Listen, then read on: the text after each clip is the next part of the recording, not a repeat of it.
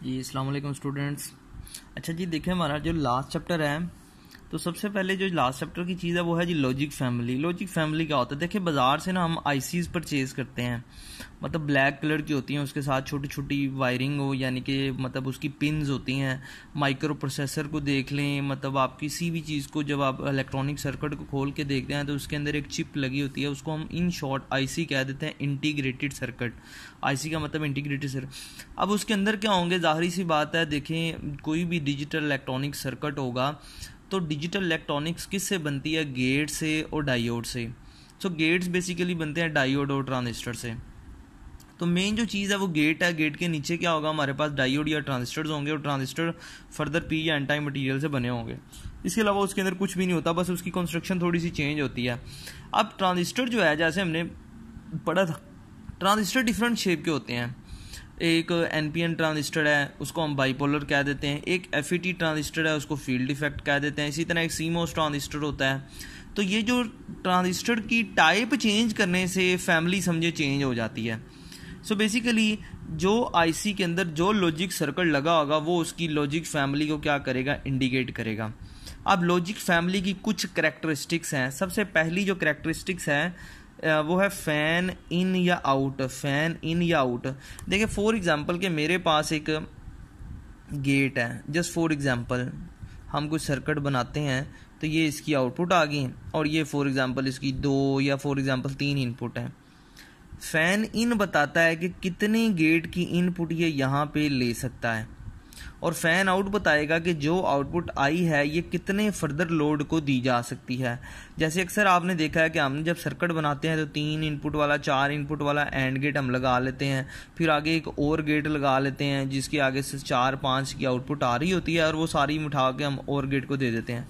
तो ये बेसिकली बताता है कि कितनी इनपुट सिग्नल ले सकता है, उसको फैन इन कहते हैं, और कितने सर्किट को ये आगे ये अपनी आउटपुट प्रोवाइड कर सकता है, तो उसको फैन आउट कहते हैं।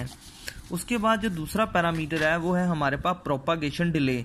बेसिकली ये वो टाइम होता है कि जब आप इस पॉइंट पे समझे इनपुट अप्लाई करेंगे, इसके अंदर डायोड और ट्रांजिस्टर है, उसको गुजरने में कुछ टाइम लगेगा। टाइम लगने के बाद सिग्नल यहाँ पहुंचेगा और स्टेट को क्या कर देगा? चेंज कर देगा। जितना टाइम ये इनपुट लेने के बाद आउटपुट देने के लिए इस्तेमाल करेगा, वो हमारे पास जो टाइम होगा that is called propagation delay, कि कितने टाइम के अंदर समझे कि उसने इसके अंदर से गुजर के जाना है। जैसे हम पंखे का बटन दबाते हैं तो कुछ देर के बाद पंखा अपनी मैक्सिमम स्पीड पे जाता है, तो आप समझिए जब बटन दबाते हैं स्टॉप वॉच ऑन कर लें, और जब आपकी रिक्वायर्ड आउटपुट आ जाती है, या यूं समझिए कि ये इसका जो प्रोसेसिंग टाइम होता है किसी भी गेट का, that is called propagation delay. जो जाहिर सी इसको स्पीड भी कहते हैं, ये भी प्लीज याद रखिएगा, this is also called the speed. ठीक है, जिसका प्रोपागेशन डिले कम होगा वो डिवाइस फास्ट होगा, और जिसका प्रोपागेशन डिले जो है वो ज़्यादा होगा वो स्लो होगा। उसके बाद है जी noise immunity. Noise immunity basically ये बताती है कि आउटपुट जो है कितनी नॉइज़ आ जाए, मतलब अगर 1 वोल्ट का सिग्नल है तो उसको देखें 0.2 वोल्ट जो है वो डिस्टर्ब करेंगे, और अगर 5 वोल्ट का सिग्नल होगा तो 0.2 अगर नॉइज़ आ भी जाती है तो वो सिग्नल को डिस्टर्ब नहीं करेगी। कि जो नॉइज़ जनरेट होती है वो मैक्सिमम कितनी यानी कि बियर की जा सकती है आउटपुट या इनपुट के ऊपर, this is called the noise immunity. उसके बाद जो है वो है जी पावर डिसिपेशन। देखें जब हम सिग्नल इसको कोई मतलब कोई वोल्टेज देंगे तो इसके अंदर से कुछ करंट गुजरेगा, वोल्ट और करंट दोनों मिलके क्या बनाएंगे? इसकी पावर बनाएंगे, कि इसने पावर कितनी कंज्यूम करनी है।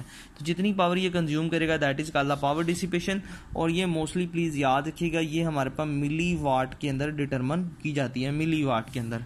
ठीक हो गया जी, this is called the power dissipation. उसके बाद जो है एक कंपैरिजन है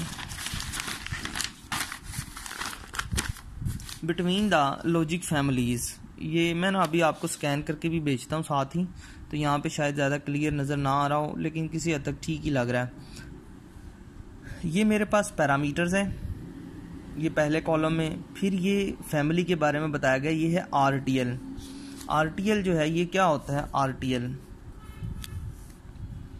आरटीएल इसको कहते हैं रजिस्टर, ट्रांजिस्टर, लॉजिक। ठीक हो गया जी। इसी तरह एक है जी DTL, diode transistor logic, diode transistor logic.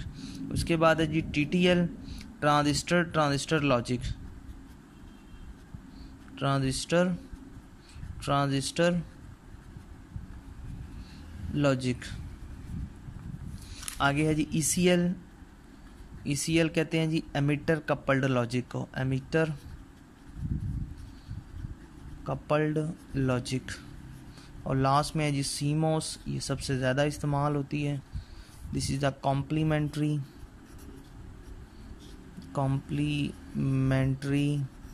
Metal oxide semiconductor. ठीक है जी, ये एब्रीवेशन आपने याद कर लेने हैं। ओके हो गया।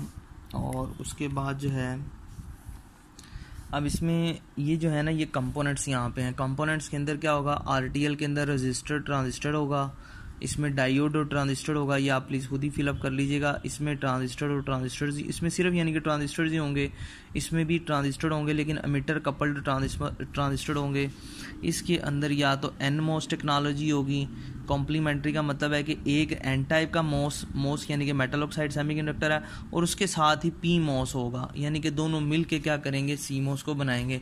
कॉम्प्लीमेंट्री का मतलब ये है कि एक N होगा दूसरा P होगा, डेफिनेटली ये दोनों होंगे तो वो CMOS बनेगा। बाकी ये एमिटर कपल्ड है। इस एमिटर कपल्ड में क्या होता है कि ये देखें, ये हमारे पास ये एक ट्रांजिस्टर है, ठीक है, ये एक ट्रांजिस्टर है। एमिटर कपल्ड में क्या होता है कि ये जो एमिटर्स होते हैं ये एक से ज़्यादा होते हैं। एक एमिटर ये आ गया, एक एमिटर ये। अब ये जो 3 एमिटर हैं ये 3 इनपुट इस्तेमाल हो जाएंगे। ये जो 3 एमिटर हैं ये 3 इनपुट इस्तेमाल हो जाएंगे। RTL में क्या होता है कि ये 3 इनपुट की बजाय हम यहाँ पे 3 रजिस्टर लगा देते हैं। DTL में क्या होता है कि यहाँ पे 3 एमिटर बनाने के बजाय 3 डायोड लग जाते हैं, ठीक है। और TTL में क्या होगा, हर ट्रांजिस्टर अलग इनपुट को जो है वो कंपनसेट करेगा। चलें जी, आगे इसके ही पैरामीटर्स हैं। पहले ये नॉइस मार्जिन है। RTL की नॉइस मार्जिन पुअर होती है, DTL की हाई होती है, TTL की मीडियम होती है, एमिटर कपल्ड की बिल्कुल ही कम होती है, और CMOS की हाई होती है नॉइस मार्जिन, यानी कि ये ज़्यादा नॉइस को भी CMOS टेक्नोलॉजी बर्दाश्त कर लेती है, ठीक हो गया। लेकिन TTL की क्या होती है, मीडियम होती है, बाकी जो है वो इतने ज़्यादा इफेक्टिव नहीं है।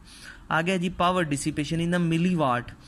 RTL जो है वो 30 मिलीवाट पावर कंज्यूम करता है। DTL जो है ये 8 से 12 मिलीवाट, यानी कि इससे ये कदरे बेहतर है। लेकिन TTL की पावर डिसिपेशन कितनी है, जस्ट 10 मिलीवाट। और ECL की काफ़ी ज़्यादा है, 40 से 50 मिलीवाट। लेकिन CMOS की पावर डिसिपेशन कितनी है, 0.1 मिलीवाट। इसका मतलब है पावर डिसिपेशन आपने ऑब्जेक्टिव के लिए याद रखना है, सबसे कम जो होती है वो CMOS की होती है। उसके बाद जो फ़ैन आउट है, RTL 4 इन आउटपुट दे सकता है। DTL जो है ये मीडियम, ये मैंने 8 लिखा हुआ है, मैं इसको थोड़ा लार्ज कर देता हूँ, 8 आउटपुट प्रोवाइड कर सकता है। TTL 10 कर सकता है, इसका मतलब TTL बेटर होगा। ECL 25 को प्रोवाइड कर सकता है, और CMOS जो है ये 50 आउटपुट को प्रोवाइड कर सकता है, यानी कि एक आउटपुट जो आई है गेट की उसको 50 गेट की इनपुट के दिया जा सकता है। तो ये दोनों फैक्टर देखें, ये 1, 2, तीनों फैक्टर बहुत अच्छे हैं इसके, तो इसलिए हम ज़्यादातर जो है वो CMOS टेक्नोलॉजी इस्तेमाल करते हैं। उसके बाद जो डिले है, RTL का 12 नैनो सेकेंड है, ये नैनो सेकेंड के अंदर वैल्यूज़ है। DTL का 30 है, दिस इज 30। लेकिन जो TTL है वो 0.7 है, ये 0.7 है, 0.7 से 2 नैनो सेकेंड। सो ये आपने याद रखना है कि ये फास्टेस्ट है, फास्टेस्ट, यानी कि लॉजिक फैमिली के अंदर जो TTL IC होगी वो सबसे ज़्यादा जल्दी रिस्पॉन्स देगी, सबसे ज़्यादा फास्ट होगी। ये 25 से लेकर 2500 नैनो सेकेंड हो सकता है, और CMOS जो है वो 70 है। इसकी निस्बतन ये CMOS क्या है, स्लो है, ठीक हो गया। इसलिए ये इसका सबसे बड़ा ड्रॉबैक भी है कि CMOS टेक्नोलॉजी का जो डिले टाइम है वो रिलेटिवली ज़्यादा होता है। उसके बाद ये एक नई है, मतलब फिगर आउट मेरिट, ये बताते हैं कि कौन सी IC को कितने नंबर दिए जाएंगे, और जितने ये नंबर कम होंगे ना उतनी ही वो टेक्नोलॉजी अच्छी होगी। ये भी याद रखना, फिगर आउट मेरिट का मतलब है कि जितने इसके नंबर कम होंगे उतनी ही अच्छी टेक्नोलॉजी कंसीडर होगी, या उतनी ही समझे कि उसकी कॉस्ट कम होगी। तो RTL का फिगर आउट मेरिट है 144, DTL का फिगर आउट मेरिट है 300, TTL का मेरिट है 100, और ECL का है 40 to 100, और CMOS टेक्नोलॉजी का है 0.7। इसका मतलब सबसे बेस्ट टेक्नोलॉजी कौन सी होगी? CMOS technology. और इसी को हम इस्तेमाल करते हैं कंप्यूटर्स के अंदर। ये हमारी जो रैम वगैरह जो बनाई जाती हैं कंप्यूटर्स के अंदर, वो जो हमारे पास रोम बायोस वगैरह होती है वो तकरीबन सारी की सारी CMOS टेक्नोलॉजी से बनाई गई हैं। ठीक है जी। इसके साथ ही हमारा आज का जो चैप्टर है ये भी ख़त्म हुआ।